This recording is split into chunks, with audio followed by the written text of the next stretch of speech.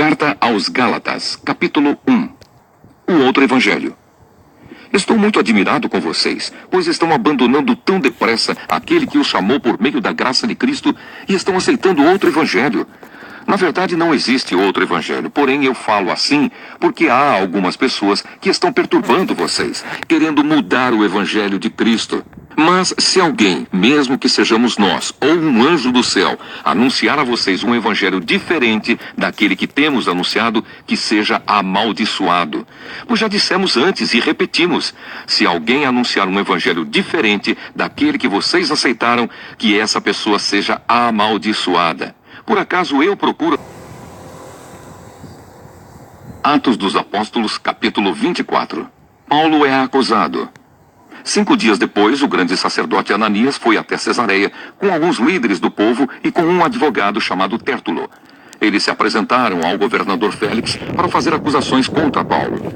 Depois que Paulo foi chamado, Tértulo começou a acusação dizendo: Excelentíssimo senhor governador, o seu governo nos tem trazido um longo tempo de paz e graças à sua sábia administração, muitas reformas necessárias estão sendo feitas para o bem deste povo. Somos muito agradecidos por tudo aquilo que temos recebido em todas as ocasiões e em todos os lugares. Mas não quero tomar muito do seu tempo e por isso peço que tenha bondade de nos escutar apenas um pouco mais. Nós achamos, de fato, que este homem é uma peste.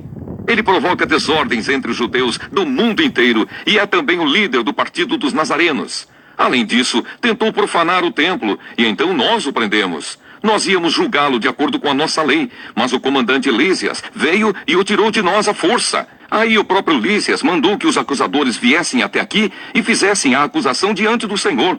Se o Senhor fizer perguntas a este homem, ele mesmo confirmará todas as acusações que estamos fazendo contra ele. Então os judeus concordaram dizendo que tudo era verdade. Paulo se defende diante de Félix.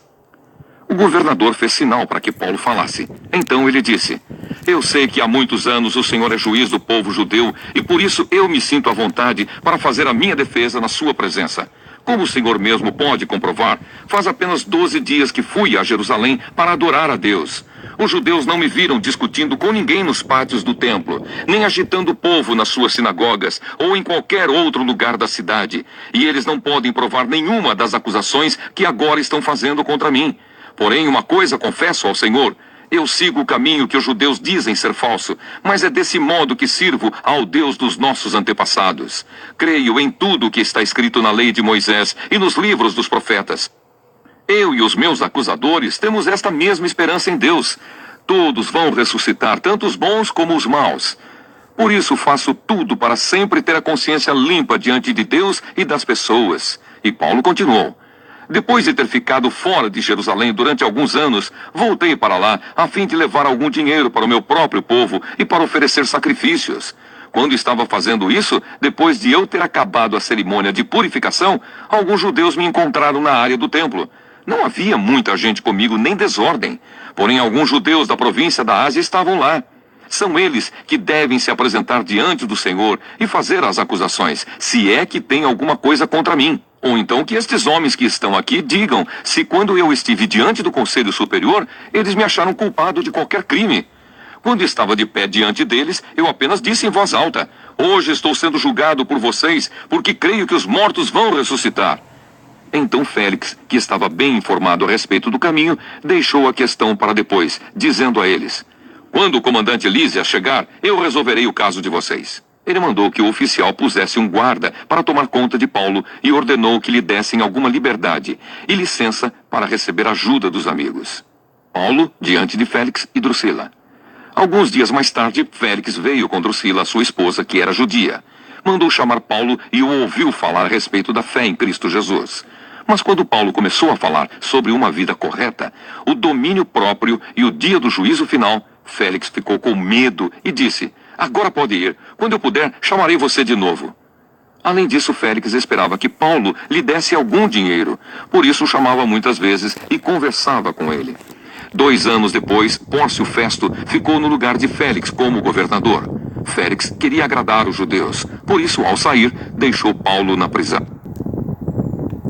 Resumindo e explicando, no seu discurso, o advogado dos judeus chama o cristianismo de seita. Paulo rejeita essa denominação e fala de caminho. O cristianismo não é um amontoado de leis rígidas, costumes e ritos que identificam um grupo fechado e estático, é um processo, um caminho que se realiza na história e constrói uma história nova. Para entrar nesse processo, a única norma é seguir o caminho de Jesus Cristo, cuja vida e atividade culminou com a ressurreição. Verso 21. A característica do cristão, portanto, é gerar ressurreição, fazendo com que todos os homens tenham vida plena em todas as dimensões.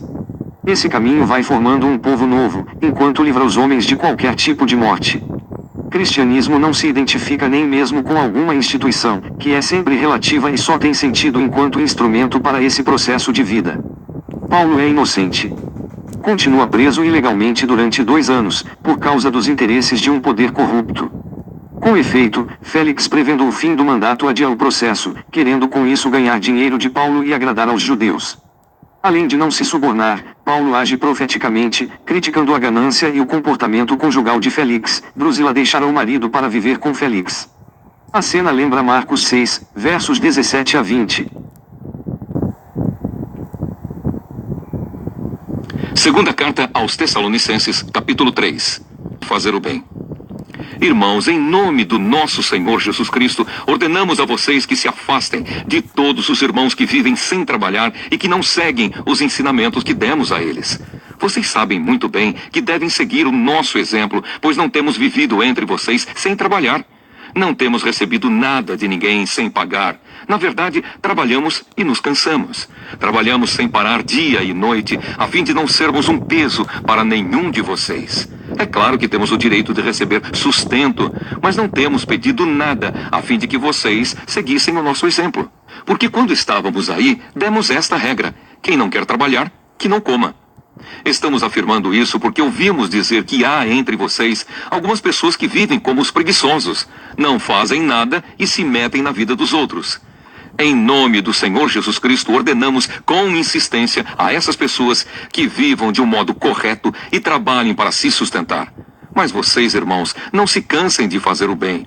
Se alguém não quiser obedecer ao que estamos mandando nesta carta, vejam bem quem está fazendo isso e se afastem dele para que fique envergonhado. No entanto, não o tratem como inimigo, mas o aconselhem como se aconselha um irmão. Saudações. Que o Senhor da paz dê a vocês